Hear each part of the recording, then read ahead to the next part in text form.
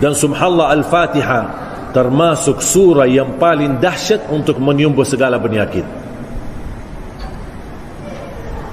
Tapi tergantung keyakinan, jangan coba-coba. Tapi itu mujarrab. Sakit kepala, sakit gigi, sakit tangan, apapun sakitnya, taruh tangan kanan di posisi sakit. Misal sakit kepala, di mana tangan kanan taruh di atas sakit kepala atau di posisi sakitnya, dan baca Al-Fatihah. Dalam penuh keyakinan, Al-Fatihah adalah menyembuhkan segala penyakit. Ayat kursi berlindungan dari bahaya sihir, berlindungan dari bahaya dukun, berlindungan dari bahaya orang yang ingin menjatuhkan keluarga kita atau menghancurkan usaha kita. Ayat kursi perlindungan dari ini semua. A'zamu ayatin fi kitabillah, ayat yang paling agung di dalam Al-Quran adalah ayat kursi. Bahkan ketika turunnya ayat kursi, turun dengan cahaya. Al-Fatihah pun turunnya dengan cahaya. Termasuk juga 3 ayat terakhir daripada suratul Baqarah, lillahi ma fis samawati wa ma fil ard, sampai akhir. Jadi ayat-ayat yang sederhana ini boleh Bapak Ibu dijaga menjadi wirid kita sehari-hari. Walaupun tambah sakit, anak kita sudah tidur dan dia belum baca ayat kursi, tak apa-apa, orang tuanya bacakan Al-Fatihah sambil usap kepalanya, bacakan ayat Al-Kursi sambil usap badannya, insyaAllah dilindungi oleh Allah dari segala bahaya. Suratul Baqarah jadi wirid. Alhamdulillah, saya dengan adik saya termasuk ibu saya tidak pernah tinggalkan suratul Baqarah setiap hari. Khatam. Kalau saya baca suratul Baqarah 39 menit tuntas. Dah tahu kalau Bapak Ibu berapa hari. Saya 39 menit cukup. Lancar, bacaan lancar sudah cukup 39 menit khatam suratul Baqarah 286 ayat.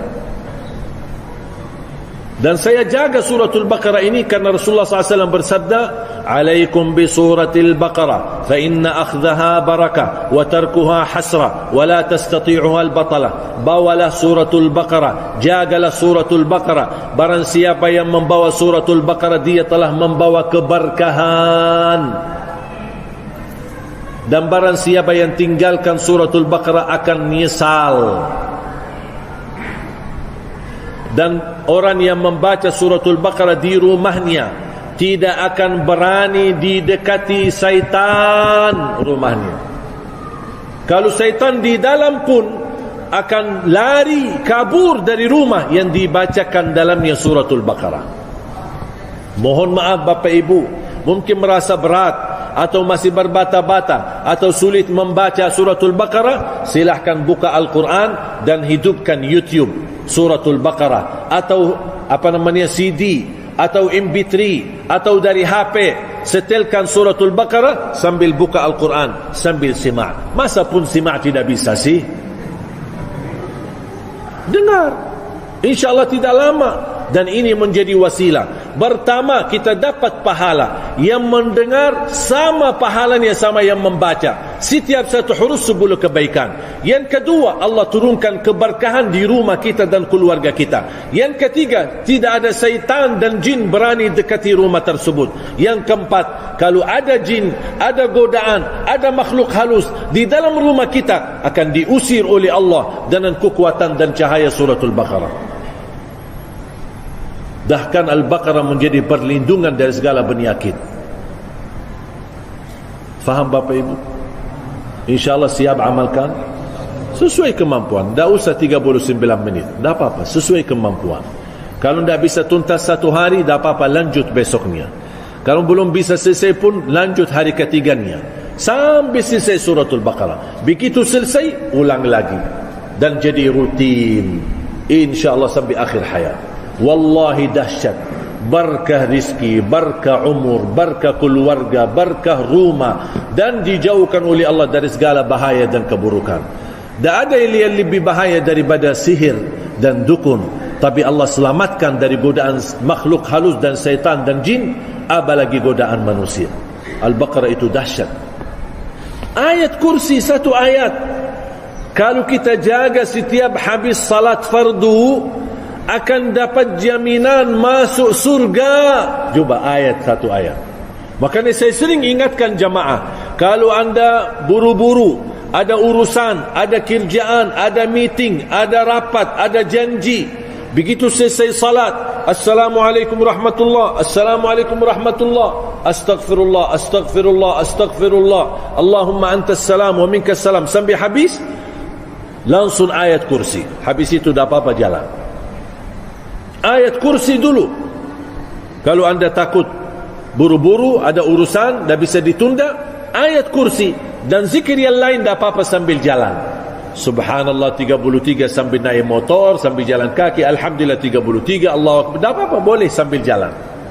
Tapi ayat kursi jangan sampai terlewat habis salat fardu. Kenapa? Rasulullah SAW bersabda, man qara'a ayatal kursi dubura kulli salatin laysa bainahu wa bainal jannati illa an yamut. Barang siapa yang membaca ayat kursi setiap habis salat fardu, tidak ada sesuatu yang mampu menghalanginya untuk masuk surga. Subhanallah. Satu ayat. Rugi orang yang tidak baca ayat kursi. Dan ketika mau tidur, baca ayat al-kursi satu kali. Rasulullah SAW bersabda, man qara ayat al-kursi inda an-naum kana lahu min Allahi hafiz wa la yaqrabahu syaitan. Barang siapa yang membaca ayat al-kursi ketika mau tidur, akan dilindungi dan dijaga oleh Allah dan tidak akan didekati oleh syaitan. Jangan digoda, didekati aja tidak bisa. Tolong tanamkan cinta ayat al-kursi kepada anak-anak kita. Bapak ibu mohon doa restu. Saya harap semua yang hadir berkenan terlibat dalam perjuangan mencetak 1 juta penghafal Al-Quran. Mudah-mudahan Bapak Ibu berkenan menjadi keluarga besar Ahlul Quran. Mungkin kita bisa gagal menjadi penghafal Al-Quran, tapi insya-Allah sedekah kita, infak kita, perjuangan kita, fisik kita, tenaga kita, ilmu kita, apapun yang kita bisa berikan untuk Al-Quran, mudah-mudahan menjadi saksi baik dan tertulis nama kita mendapatkan syafaatnya Al-Quran. Amin ya rabbal alamin.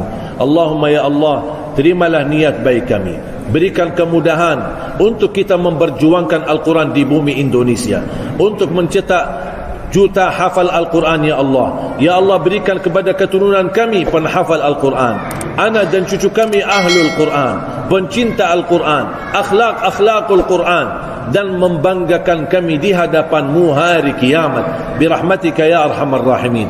Allahumma ya Allah, ighfir lana wa liwalidina wa li jami'il muslimina wal muslimat wal mu'minina wal mu'minat al ahya'i minhum wal amwat. Ya Allah, atas izin-Mu kami bersama-sama bertemu di masjid ini. Berilah kepada kami kemuliaan, sama-sama bertemu kembali di dalam surga-Mu ya Allah bersama Nabi Muhammad sallallahu alaihi wasallam. اغفر لنا ولوالدينا ولجميع المسلمين والمسلمات والمؤمنين والمؤمنات الأحياء منهم والأموات. اللهم تقبل، اللهم تقبل، اللهم تقبل يا الله، mohon diterima. ربنا آتنا في الدنيا حسنة وفي الآخرة حسنة وقنا عذاب النار. وصلى الله على سيدنا ونبينا محمد وعلى آله وصحبه وبارك وسلم والحمد لله رب العالمين.